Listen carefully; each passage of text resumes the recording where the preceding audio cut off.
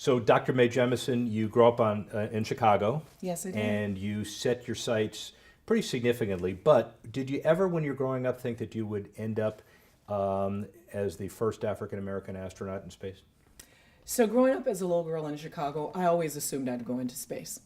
Interesting. I never thought that I would be the first African American woman to go into space. Definitely not the first woman of color in the world to go into space. Why? Because I thought that by the time I was old enough to become an astronaut, that we would have had all kinds of people in space. And in fact, we would have been at Mars or further. So for me, it was a little bit of a surprise, not that I was going into space, but that there was this platform that developed to be able to use this platform of having been a first. So, Where the Wind Goes is interesting because it is, the bio says geared to teenagers, geared to people who will obviously follow your inspiration and try to be where you were and even farther. So, significant pride as you put that book together and reach out to everybody? When I wrote Find Where the Wind Goes, it was for teenagers because I wanted to do something biographical, not necessarily ready to do the full biography. Right. But the idea for teenagers was because it's a time period in which people are looking at different things and you're figuring out how far to push the envelope. And I noticed that people would come up and tell me, could you tell my son or daughter to do what I tell them to do and that they have to study hard and they have to follow this path? I'm thinking, this is not who I was. I was one of those kids who, yes, I studied hard and yes, I was very bright and I was student council president and all of those kind of things, but I pushed the envelope really hard. And I was fortunate enough to have teachers and parents who allowed me to use my skills and my talents for good, right? One of the issues that we have these days is that people do not, we want to just say something to teenagers. We just want to give an easy word to kids. But raising children is difficult. It's something that's not the same as their friend. And so I wanted to just try to provide some context for kids. And if teachers and other folks can find some context for it, that's fine. But I wanted to sort of answer this question about, what kind of person could you be like? Because I was not that goody two-shoes who sat in the corner. And in fact, a number of my friends would read these articles about me and they're like, who in the blue blazes are they talking about here? Because that doesn't sound like you at all. And I think that that's really important. And in fact, it's influenced a lot of the work that I've done because one of the first things I did after I left NASA was to start something called the International Science Camp, The Earth We Share. And this was back in 1994, and it was about building science literacy. And we worked with teenagers, 12 to 16-year-olds. That's that age group that people don't like to play with, right? Because it's all about discovering and pushing and pulling. And what we wanted to do, again, was to have them use their powers for good, right? So we would give them difficult problems, and we would help to guide them, and we would train teachers to work on guiding them. So the problems were like predict the hot public stocks of the year 2030. This is in 1994. Were they right? Did they make a Well, I think they had different approaches to it, doing global budgets. But the big thing is to engage their interest. And so they learn all about stocks, they learn about science and different types of technology investment because you're asking them to solve a problem. And then we're asking them to report it out to the public. And wow, there's nothing like peer pressure and motivation to help you move forward. And I think those are the pieces that we have to work on. High visibility, successful entrepreneur, a lot in common, I think, with many professional athletes.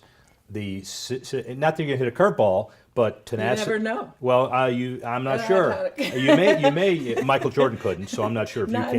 Not a Michael Jordan could go into space or hit a curveball. Right? No. So we're conflating. We're mixing things up. Yeah, we are. Right? We're mixing things up deliberately. So different kinds of skill sets, but it doesn't mean it one thing or another. So I liked lots of kind of sports. I liked basketball. Yeah. I liked to play, and I liked soccer and volleyball particularly. But I danced, and people don't necessarily think of dancing as a sport, but it's incredibly athletic. Yeah. Of course it is. And it's incredibly athletic. Of course it is. And it teaches you the same kind of discipline. Yeah. Right? Well, that's the piece. and that's what I'm getting at. The commonalities here, the commitment to a craft, the focus, the entrepreneurialism, the creativity, but the drive to be the best. And I'm trying to figure out what the similarities are between a world-class athlete and a world-class astronaut. Well, I think all of these things, it's about discipline, right? Sometimes people have an incredible amount of innate talent, but you can't get that talent out. You can't make it happen without the discipline to practice, to think through things, to be willing to put something else off, to be able to do this practice. One of the best questions I was ever asked was by a 12-year-old girl, and she asked me, how did being a dancer, help me in the astronaut program? And a lot of people laughed at her, classmates laughed at her. And I said it was just the sheer discipline and the ability to take criticism, the ability to know you have to do your job, right? Even if you're a backup performer, you do your job really well. And so that makes a difference, the ability to rehearse and to study and to memorize things. I think that that's part of it. And you can even go further. So, for example, in medical school, it's an incredible amount of discipline that you have to have, and to be, to be able to get through things and be willing to put things aside in order to work for the good of your patient. And you're thinking, all right, this guy's not making free throws with 2 minutes left.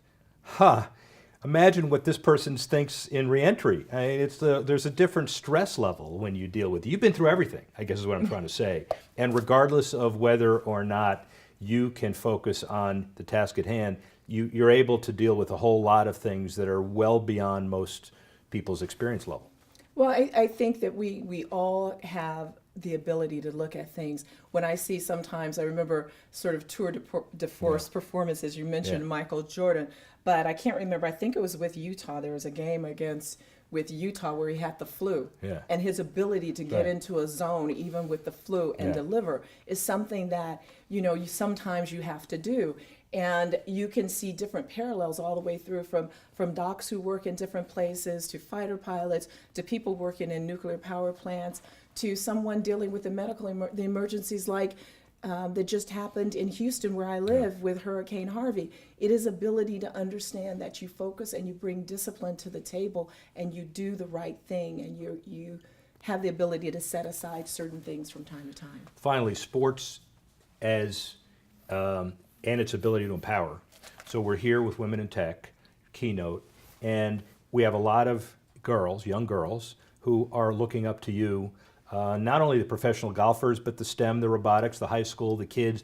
There's a commonality here between the Indy Motor Speedway, the Women in Tech tournament, and the ability to succeed and the ability to be empowered. So give me an idea of the synergies between all of that.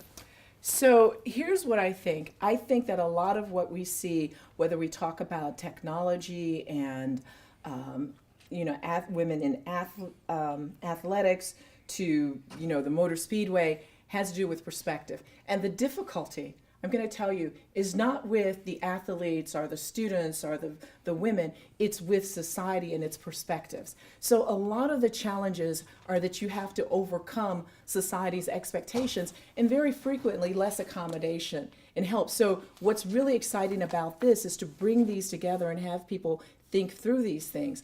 My message to folks is not just to the girls, but it's to the older males who may be making the decisions about whether or not those girls are going to be their colleagues in academia later on, or to be their colleagues when changing the motor in a car. That's the difference. To the girls, I'll say, don't doubt, dare. That daring makes a difference. That's what we have to do, is understand you have a right to be there. And finally, you talk about perspective, and it is interesting that we talk about overcoming barriers in life, but you're leading a program that's going to get us to a new star in 100 years. Tell us about that. 100-Year Starship is about making sure we have the capabilities for human travel beyond our solar system to another star in 100 years. It's there because it's really difficult to do. We don't know how to do it. Yet it's in trying to achieve the extraordinary tomorrow that we build a better world today. If we just do those things we know how to do, we'll never reach the heights of things that we could do. We would not have any of the capabilities we have now in many of the STEM fields if we had not tried to do things like understand how DNA is replicated or structured, understand and figure out and actually go to the moon. We wouldn't have had any of those things. And so it's really about trying for the extraordinary. Why interstellar? Why go beyond our solar system? Because the challenges to getting beyond our solar system with humans is very similar to the challenges that we face on this starship planet Earth today. Dr. Jemison, it's incredible. It's an honor. She talks about Michael Jordan with the flu against Utah, but she's going to take us to another star in 100 years. How about that? Thank you very much. You're very welcome. Really appreciate it. Thank you. Great job. That's awesome. Very I good can't stuff. change